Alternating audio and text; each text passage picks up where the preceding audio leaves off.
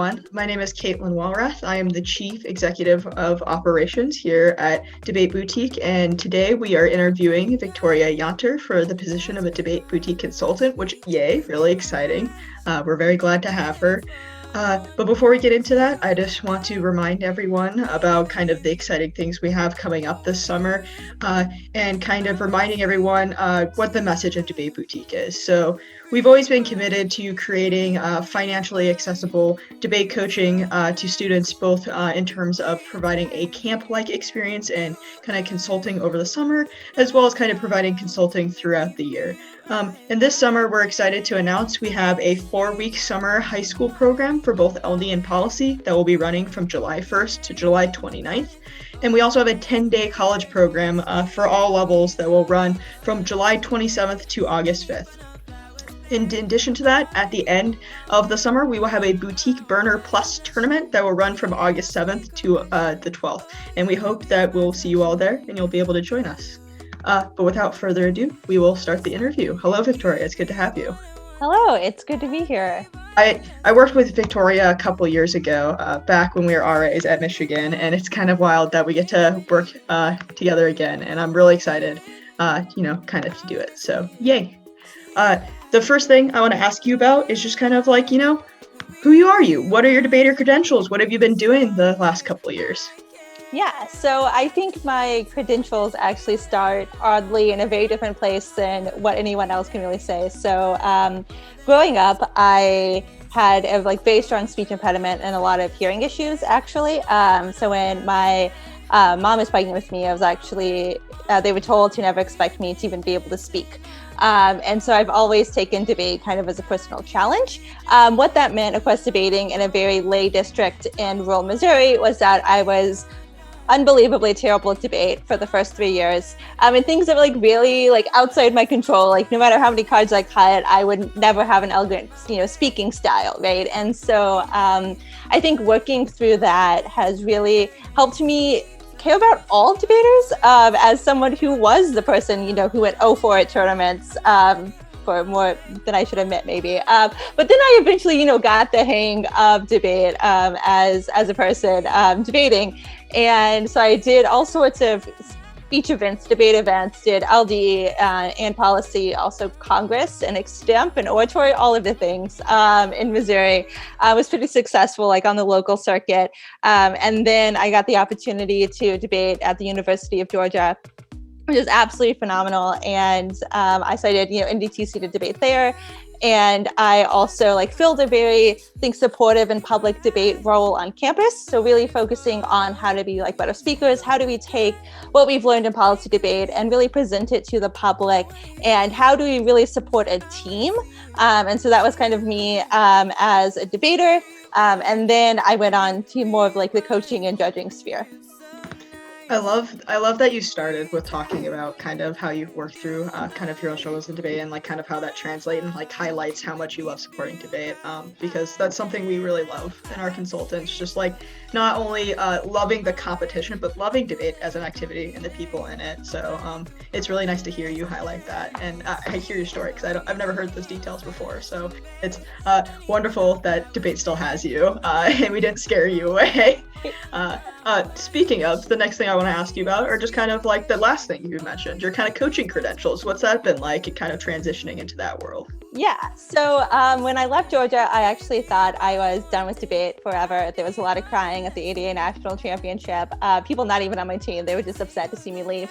And then I did a terrible job of leaving. I worked as actually an econ programmer at the University of Southern California, which you all know has a very good debate team. And I, having done debate in high school and in college, had no idea how to work 40 hours a week. I was I have so much free time. What do I do with a Saturday? And so I started coaching the USC team naturally, and was an assistant coach, traveling, driving a van, questionably driving, but a lot better coaching and cookie making. I was really where I was. And so that was really great. We qualified teams to NDT, including some of the teams that were kind of my babies, and ones that I had personally coached. So that was absolutely incredible. And then I also volunteered a lot with Lambdal, which is the LA UDL, all the time. The kids really loved me. They never put me in novice. I kept asking, they wouldn't do it. And so volunteered a lot with that. And then a bunch of family things happened and I wanted to move closer to home, to Missouri. And then I started working at the Chicago UDL. And that has been absolutely incredible. In addition to that, I'm also now coaching the University of Wyoming. We also qualified some teams to the NDT, really excited about that, a bunch of young debaters. So yeah, I've coached all sorts of arguments, all sorts of levels, everyone from like college novices to working with middle schoolers who English isn't their first language, to people with, below reading like grade level reading scores in all parts of Chicago, who are, 11, 12, to people literally qualifying to the NDT, and all sorts of arguments. I've coached a lot on Lacan. Believe it or not, my math background really helps me understand Lacan way more than I should. And then to straight, very, very policy, I'll cut you like a disadvantage, and I've also, when I was also in LA, I judged a bunch of like LD debate too. And so kind of dabbling in a lot of those different forms of debate. So yeah, it's been kind of all across the board, but in a lot of really rough of coaching and just really also just thinking about why we do debate. And especially UDL, like that's really what you have to sell to the coaches, to the teachers you've never heard of debate. You're like, okay, you're about to spend however many hours, we coaching and going to these tournaments and trying to convince, 20 middle schoolers or 20 high schoolers about debate. You've never heard of it until now, but like here we are. And building up the curriculum for that and like coaching the coaches really has been the next step. That's an amazing, extensive career. Like, wow, you've done more than like half the people I talk to at debate, and it's incredible that we get to work with you. And thank you for your time and like doing that, because wow, that's incredible. And actually, you answered my next question I had for you, which is to kind of hype up your educator credentials, what you've done. Are there any other types of arguments you would like to highlight besides the mathematics and Lacan? And obviously being an amazing coach of coaches and being able to reach out to students. Yeah, so I, of course, the math background I think makes me like very interesting. Like the way I think about logic as someone with a degree in pure mathematics, I think is very different. As well as, of course, my economics degree is helpful for a lot of like, econ-based arguments in debate and like all those, like researchy skills. But yeah, I've also done just like a lot of like math tutoring, and if you think debate is hard to understand, you probably hate math more. So the amount that is like a math tutor, you have to be like, here are 5 ways to do the problem. And so some of, those series, I've taught classes in college, including teaching an economics course as a principles of micro. So definitely have that like basic understanding of like kind of those, geopolitical and geoeconomic understanding, but also in a way that not just the debate context, right, but also like the additional context for that as well. So that's kind of been my like teaching, not just in debate, but like also, with a whiteboard with a bunch of econ students and a guide puppy. There was a dog in the class was my favorite student. So. Oh, what a wonderful student. We wish we could have more of them. Unfortunately, they can't do the Zoom as well. I feel like I only know like a handful of math majors, just like in my general life, let alone debate. So it's awesome that we get to have you. And no one can ever say that, the old MSU argument, debaters are bad at math anymore. My next kind of question for you, it seems like you work with like all types of students, but do you think there's a particular type of student that benefits for your teaching, or do you kind of just see yourself as a jack of all trades? Yeah, so I think a lot of my experience is really helpful as someone who came from a very small school, town of 5,000 people. We had more, cows in our county than people, so like very small school. And then under-resourced schools, working both UDLs, both my like childhood, all of those things. And then I really like to like focus on the fundamentals. I think as someone who has, really struggled with debate, anyone who has, struggled, I feel like I especially can help you with those things.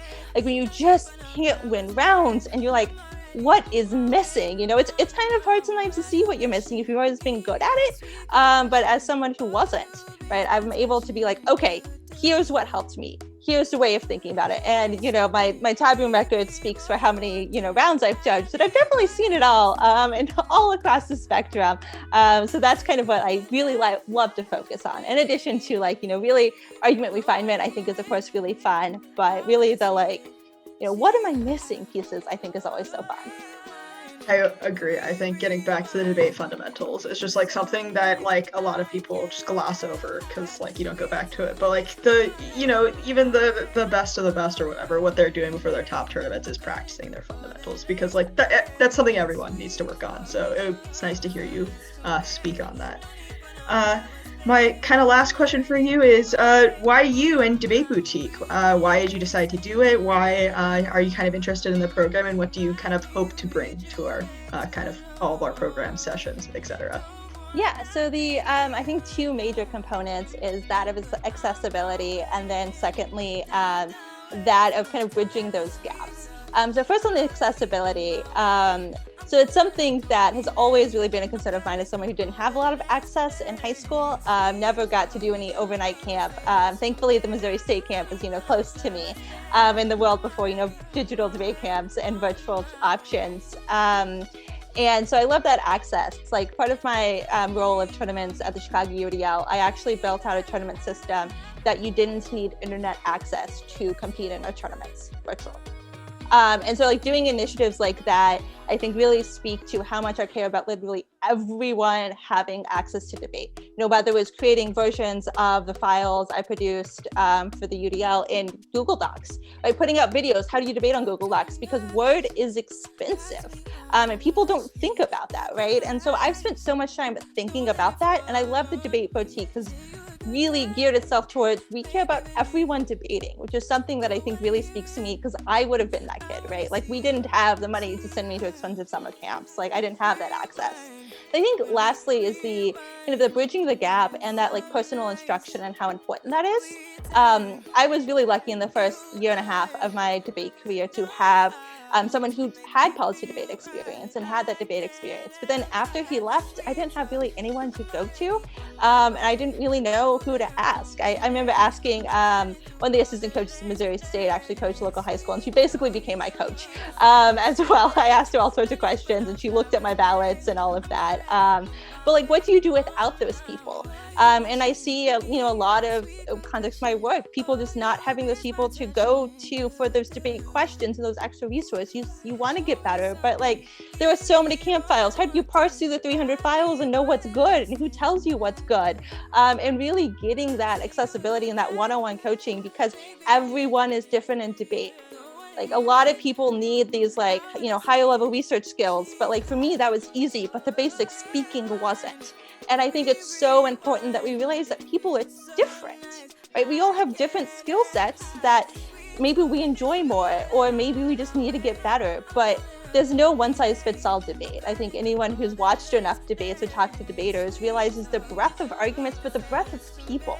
We're not just like robots debating, but we have, good and bad baggage. We have things we're naturally better at and things we're naturally worse at because debate is so complex. It's verbal and it's strategy and it's logic based and it's research and it's reading and all of these things. And people are different, which is awesome and cool. Like, thank goodness we're not all reading the same exact arguments and making the same exact arguments every speech, because that would be horribly boring to judge. So I'm glad people are different. But I think that's really one of the benefits of Debate Boutique, is that it's not a one size fits all, because debate shouldn't be. And if you're not actively engaged and actively wanting to learn, then that takes the fun out of it. Like, that's why debate is fun. Right? That's why we don't have just AI, doing debate. Like, that's why we will hopefully never, because that's not the real fun of it. I love that, and I agree. Like, we are a community. It takes the whole community in order to make everything work, but we're all eventually, being that community means we all are coming from different places, and we kind of have to meet each other in the middle ground. And thank you for saying the kind words that we're hopefully helping reach that mission, because that's definitely been one of our goals. All right, I have two more questions for you. The first is, what's your favorite argument on the criminal justice topic this year, and kind of what do you like about it most? It can be quite simple. You don't have to get too in depth. So for the Chicago UDL, I produced a lot of different affirmatives. One was about predictive policing. And the way that like I wanted the students to learn about like how algorithms and data and like all those things actually like interacted with policing was definitely awesome. And all the examples like Chicago specific, which was so fun. So that was part of the reason I produced it, was I wanted them to debate about their communities and evidence. which is really cool. So yeah, I think that was my favorite. And then I think my favorite thing about the topic generally is just how relevant it is for students, especially the students that topics haven't always been as relevant for. I love that it's finally like more relevant for, people who don't just look like the white suburban dude debater, right? And that's who's really affected by it. I think that's really cool. I totally agree. I that's why I love the high school topic, and that's why I'm excited for next year's water resources topic. Though hopefully we get some limits or some T definitions, but I won't digress too much on that. All right, and then the last question I have for you, it's the most important question of all: pineapple on pizza, yes or no, and why? Yes, but I like to pick off the pineapple for actually eating the pizza because I really like the flavor, but the texture is a little interesting on a pizza. And the why is because I grew up eating Happy Hawaiian pizza, which is Canadian bacon and pineapple as a kid. It's one of my mom's favorite pizzas. And so it always like brings me back like memories of being in the like local, like rural Missouri, like Pizza Hut as a kid. That is the correct answer. You killed it. All right. No more questions. We're all done. Thank you, Victoria, for the interview, and thank you all for watching. We hope to see you more around Debate Boutique. Thank you.